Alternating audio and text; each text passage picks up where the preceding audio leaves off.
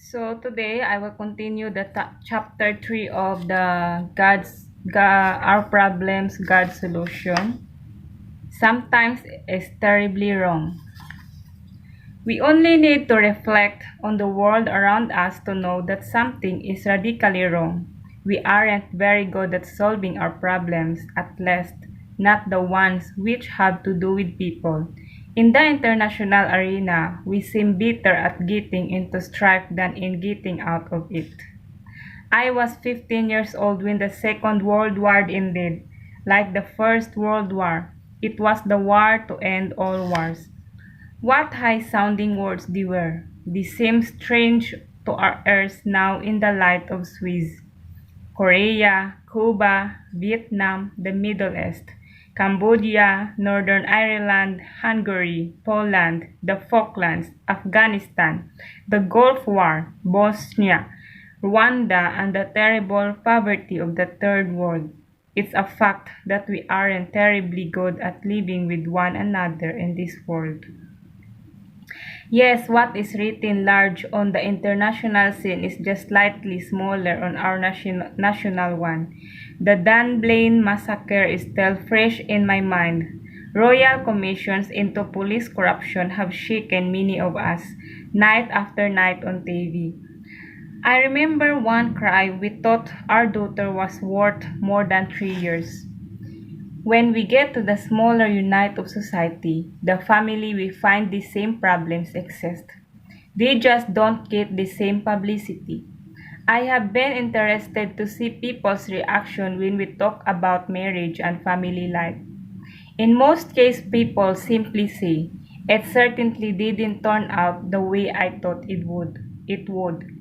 For some, it is better than they had hoped, but for most, it is planned hard work. Why do we have to work so hard to keep good things good? Why do good things sour is easily unless they are constantly cultivated? Why, in an argument, is it easier to say something hard, cruel, and biting than to say something calming and conciliatory? Negative reactions and attitudes just seem to come naturally to me, and I suspect I am not unique. How often I said, "I will not fight with my father again." Those encounters were so unpleasant, I hated them, and I'm sure he hated them too. Yet I seemed powerless to deal with them. I knew in our family that if we were unselfish and look out for the interest of each other, we would be a happier group, yet I persisted in believing that if I could get my own way, I would be happy. I had no trouble coping with this inconsistency. Are we like that? No trouble cope. Even when we reach rock bottom and are alone, we still find the same struggle. We are often frightened when we meet new people and new situations. We are not at peace within ourselves. We worry about what people think about us. We lose our tempers. We lack self-control and have a low self-esteem. Why is it so?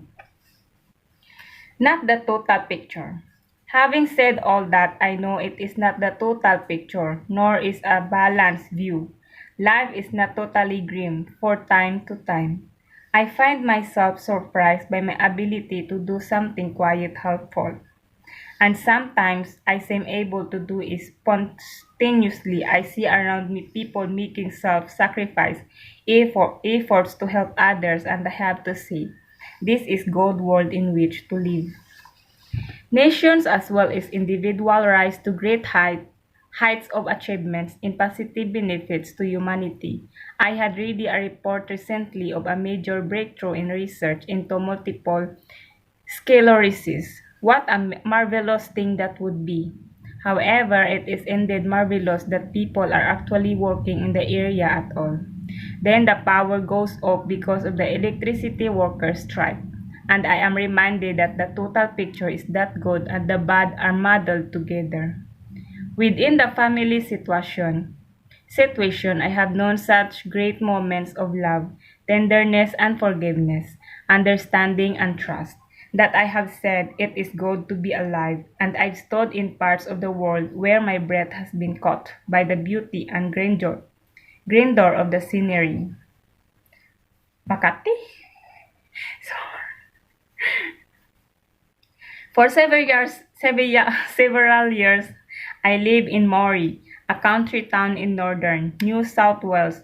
Those western plains were so flat that 90% of the scenery before me seemed to be sky. I used to wait eagerly for the evening to come. The sunset was so brilliant, and night after night the whole sky lit up in blazing color. What a great place this is to live, was my attitude. I had the same reaction when I stood for the first time on 7 Mile Beach and saw the golden sand and the blue sea and miles of rolling breakers. I have experienced the exhilaration of coming in like a torpedo on a wave in surf and saying, "It's good to be alive." Very early one morning, I left Bombay in a bus, for the airport people were sleeping in the streets and the footpaths. Rubbish and manure were everywhere.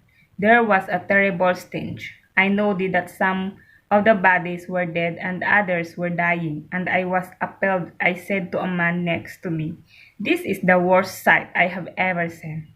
"You obviously haven't been to Calcutta," he responded. "I was only saying to my wife how clean this city is compared with Calcutta." I felt sick, and what a hopelessly mocked up world this is. The true picture is that is both good and bad. Muddled is the right description. I can pretend it is gold, or I can do opposite. It is possible to like a child and simply close my eyes to problems and pretend I have caused them to disappear. On the other hand, I can become constantly depressed by only concentrating on the bad parts. The only way forward is to live in the real world. Having recognized the world as it is, I want to cry out, "It's not really good enough." The good parts are too infrequent, and I have to work so hard to get to them and keep them. Sometimes I cannot do anything about the situation in which I find myself. I have a friend who has cerebral palsy, and it seems to take him age to simply say, "Good morning." He is a university graduate and has a fine mind, luck, in controllable body. It is not really good enough. Again, I want to ask the question, why is it so? Why is it so? The Bible has an explanation. Is in the book of Genesis, the first book of the Bible. This book tells about the beginning of the world. A great deal of debate has taken place to us whether this ancient book is meant to be history or is to be taken figuratively. It is not my intention to enter into that debate in this book. But whichever is the right way, the message of Genesis is clear, and dead only too clear. Before we look at what it says, it may be helpful to say that the Bible's preoccupation with the creation story is with who and why rather than with how. How it works and what we can do with it is the preoccupation of the scientific age. We hardly ever get around to asking who did it, and even less frequently do we ask the question, why was it done? I remember when I first saw a bowling alley pins were being scattered, gathered, sorted, and placed back into position. I said into the person with me, "How do you think it works?" Even to this day, I haven't bothered to find out who invented it. The Bible has a different perspective. Its interest is in who created the world and why. We really need to remember that and not expect the Bible to do what its writers never intended. That is, to give scientific information. Everything in the garden was lovely. In chapter 1 of the book Genesis, the writers tell us that God created everything and that God created humanity to have dominion over the creation. He doesn't tell us how God did it. But that he did it, the writer described it like this.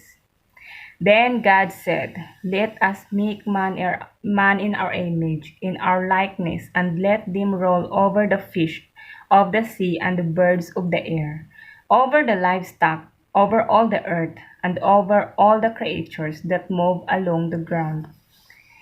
So God created man in his own image. In the image of God he created him. Male and female he created them. God blessed them and said to them, "Be fruitful and increase in number, fill the earth and subdue it.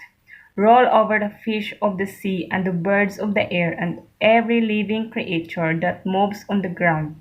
God saw all that he had made, and it was very good. Genesis 1:26, 28, 31.